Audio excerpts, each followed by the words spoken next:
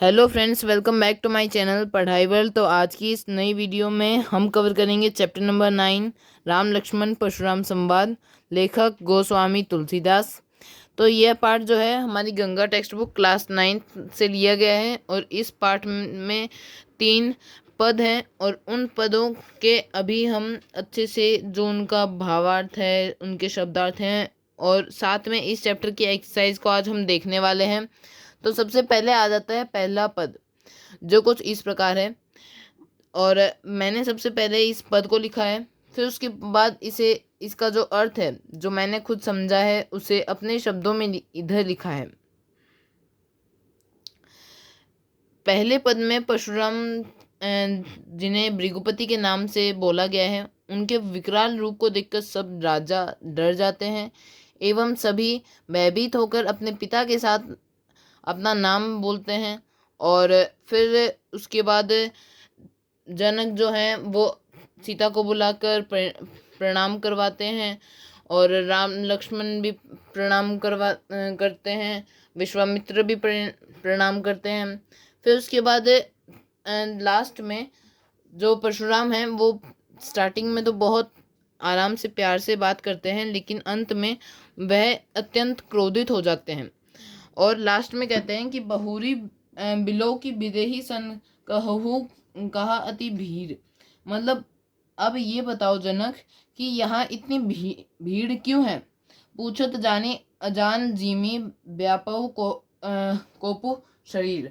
मतलब वो जानते तो थे। तो जो परशुराम है वो ये कहते हैं कि जनक इतनी भीड़ क्यों है, और वे इस प्रकार बोल रहे हैं जैसे कि वो बहुत अनजान है। इसके बजाय वो जानते थे कि वहाँ इतनी भीड़ क्यों है। और उनका जो व्यापो मतलब क्रोध से उनका शरीर जो है वो कांप रहा है। और इसका अर्थ और शब्दार्थ कुछ इस प्रकार है।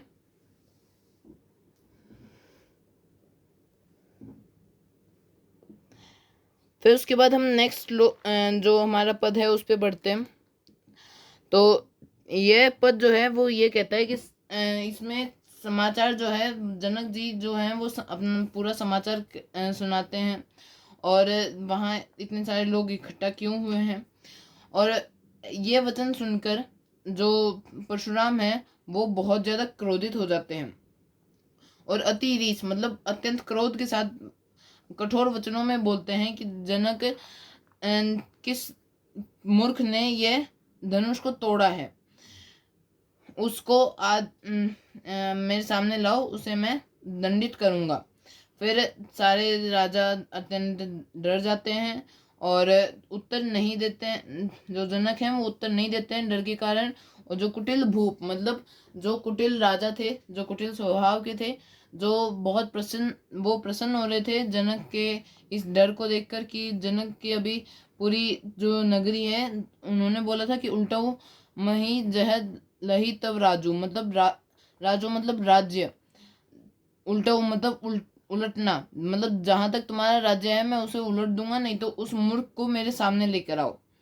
फिर सुर मुनि नाग नगर नर नारी मतलब जो सुर हैं, मुनि हैं, जो भी उधर उपस्थित लोग हैं, वो सारे यह सोचकर जो परशुराम का जो क्रोध है उसके बारे में सोचकर अत्यंत भयभीत हो जाते हैं कि उनका अब क्या होगा। अब जो सिया की महतारी मतलब सिया की जो माता है वो मन ही मन पछता रही है और वह ये बोल रही है कि विधि के जो विधाता हैं उन्होंने अब जो बात संवर गई थी मतलब जो बात बन गई थी उसे भी बिगाड़ दिया है।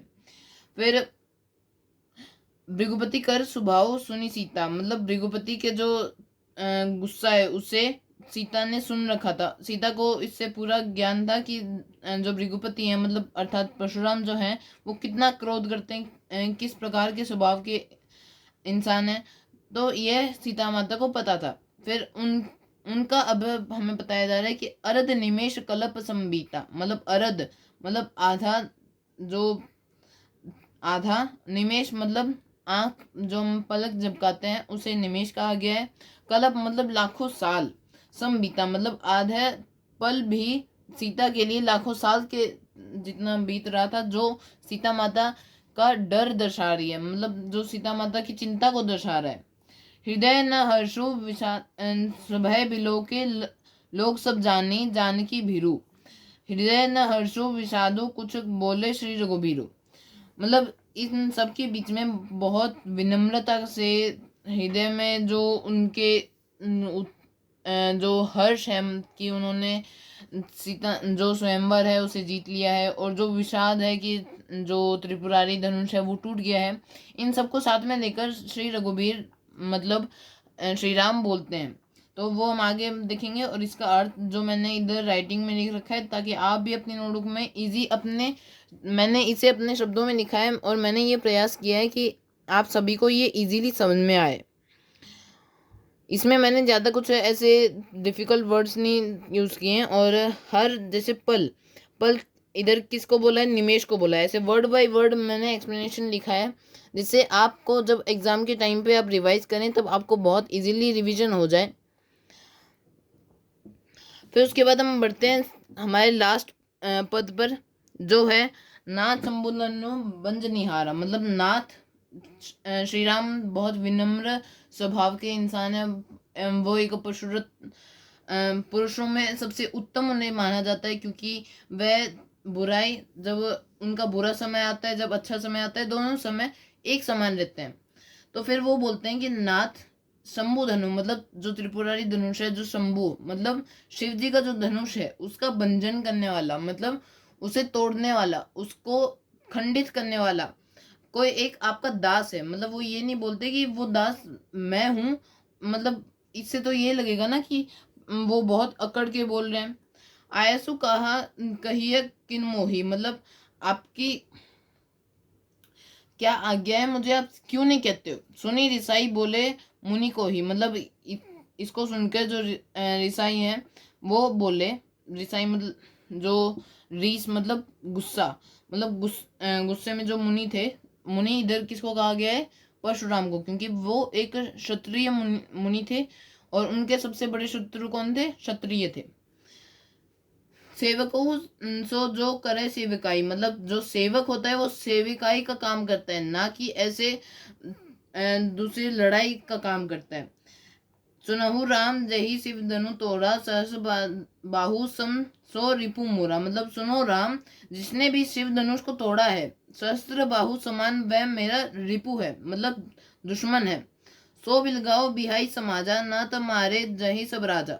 वह पूरे समाज, मतलब उधर जो भी भीड़ है उससे अलग हो जाए, नहीं तो सारे राजा को मैं मार दूंगा, सारे राजाओं का मैं वध कर दूंगा। सुनी मुनि बचन लखन मुस्काने, बोले परशुधरी अपमाने। ऐसा सुनकर जो सुनी मतलब सुनकर, मुनि मतलब इधर परशुराम को कहा गया, इधर मुनि, वचन लखन मुस्काने, मतलब उन जो मुनि के वचन है उन्हें सुनकर लक्ष्मण जी हैं वो मुस्कुराते हैं। मतलब इधर बहुत भयभीत भय की स्थिति है, बहुत गंभीर स्थिति है, और इसमें लक्ष्मण जी जो है वो मुस्कुरा रहे हैं। मतलब वो किस प्रकार के, मतलब व्यंग के भाव से वो बोलते हैं, ताकि अगले वाले को और ज्यादा गुस्सा आ जाए। मतलब जिस प्रकार से वो अगला इंसान बोल रहा है उसी प्रकार से लक्ष्मण जी भी उसी प्रकार से उत्तर दे रहे हैं। फिर परशुराम को अपमान के साथ बोलते हैं कि बहु धनु ही तोरी लड़िकाई, मतलब हमने बहुत सारे धनुष तोड़े हैं हमारे बालपन में, और किसी ने इतना रीस नहीं किया गोसाई। इस धनुष पे आपकी इतनी ममता क्यों है। इस जो इस को सुनकर जो रिसाई, मतलब गुस्से गुस्से में जो हमारे मुनि थे, तो वो बोलते हैं भृगुकुल केतु, एक और वर्ड यूज किया गया है यहाँ पर परशुराम के लिए। रे ने बालक काल बस बोलत तो ही न संभाल, मतलब हे बालक, हे राजकुमार, तुम यह काल के बस में बोल रहे हो। इधर काल किसको कहा गया है, मृत्यु को कहा गया है। तुम काल के वश में बोल रहे हो। तुम्हें त्रिपुरारी धनुष जिसको पूरा संसार जानता है उसकी तुलना तुम अपने लड़िकाई, मतलब जो तुम्हारे बचपन है उस टाइम के धनुष से तुलना कर रहे हो।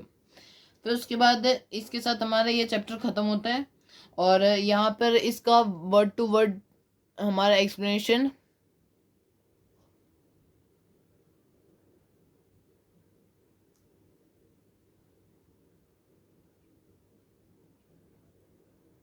हमने बहुत इजी शब्दों में लिखा है ताकि आपको इजीली समझ में आ जाए और आप एग्ज़ाम के टाइम पे अच्छे से तैयारी कर पाए। फिर उसके बाद आते हैं हमारे अभ्यास, और ये अभ्यास इसी के ऊपर आधारित हैं, तो मैं इन्हें इतना ज़्यादा एक्सप्लेन नहीं करूँगा। और सबसे पहले आ जाता है रचना से संवाद, जिसमें MCQ टाइप के क्वेश्चंस हैं।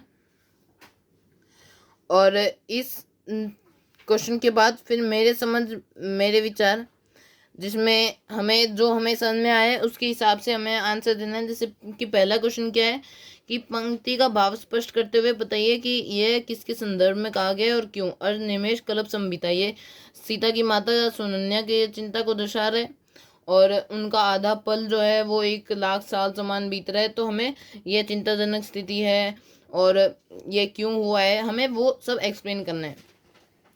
फिर इसी प्रकार हमारा सेकंड क्वेश्चन, जिसमें बोला गया है कि जो सभी उपस्थित राजाओं पर क्या प्रभाव पड़ा होगा, तर्क सहित उत्तर दें। फिर तुलसीदास ने राम और लक्ष्मण के माध्यम से एक ही परिस्थिति में दो अलग अलग प्रतिक्रियाएं दिखाई हैं, तो उनमें से आप कौन सा चुनते। फिर वो भावनात्मक संतुलन उन्हें सबसे अलग कैसे बनाता है श्री राम को। फिर उसके बाद मेरी कल्पना मेरे अनुमान कि आपकी कल्पना के अनुसार, मतलब सबसे पहले तो इधर जो जो हुआ है उसे आप कहानी के रूप में लिखें। फिर उसके बाद अन्य जो राजा हैं वो प्रसन्न हुए, उनका अर्थ क्या हो सकता है, उनका पीछे का कारण क्या हो सकता है। फिर विदा से संवाद, जिसमें हमें कविता का सौंदर्य दिखाना था, जिसमें राम की विनम्रता कौन सी लाइन में है, परशुराम का रौद्र रूप कौन सी लाइन में दिखाया गया है, लक्ष्मण का प्रत्युत्तर, पौराणिक संदर्भ, नाटकीयता, और इसमें कौन कौन से भाव दर्शाए गए हैं, इनमें क्या विश्लेषण है। विश्लेषण का अर्थ है कि उसका कारण क्या है, उसका परिणाम क्या है, वो कहाँ से लिया गया है, वो सब हमें बताना है। फिर आता है हमारा भाषा से संवाद, जिसमें हमें अनुप्रास, अतिशयोक्ति और रूपक अलंकार दिखाए गए। अनुप्रास अलंकार वो होता है जिसमें एक ही वर्ण की आवृत्ति होती है। अतिशयोक्ति मतलब एक छोटी चीज़ को बहुत ज़्यादा बढ़ा चढ़ा के बोलना, जैसे कि अर्ध निमेश कल्प संबीता, मतलब आधा पल भी 1,00,000 साल समान बीत रहा है, वो सच में थोड़ा बीत रहा है, उसे तो ऐसा प्रतीत हो रहा है कि वो ऐसा बीत रहा है। फिर रूपक अलंकार मतलब पद सरोज मिले दो भाई, मतलब पद जो हैं उन्हें सरोज का रूप दिया गया है। फिर बहुभाषिता, जो हमारे लैंग्वेज की जानकारी के लिए है। फिर लोक में भाषा, कि हमें जो वर्ड्स दिए गए हैं उनसे संबंधित लोगों की बतानी है, और उसके बाद हमें उन्हें उस लोगों के अनुसार हमारा जो अर्थ है वो लिखना है, साथ में वाक्य भी लिखना है। फिर गद्य रूप, जिसे हमें मतलब ये चौपाई जो है उसे हमें गद्य रूप में लिखना है। तो इसके साथ हमारा ये चैप्टर कंप्लीट होता है फ्रेंड्स। आशा करता हूँ आपको हमारे नोट्स अच्छे लगे होंगे और ये आपके एग्ज़ाम में आपको अच्छे मार्क्स लाने में मदद करेंगे। और इसी के साथ हमारी ये वीडियो ख़त्म होती है। अगर आपको ये वीडियो अच्छी लगी हो तो please like and subscribe my channel, और बाकी अपने दोस्तों के साथ भी शेयर कीजिए, ताकि वे भी इतने इजी भाषा में जो लिखे गए अर्थ हैं चैप्टर के उन्हें समझ सकें और अपने नोट्स कंप्लीट कर सकें। और ऐसी और वीडियोस देखने के लिए हमारे चैनल के साथ बने रहिए। Thanks for watching.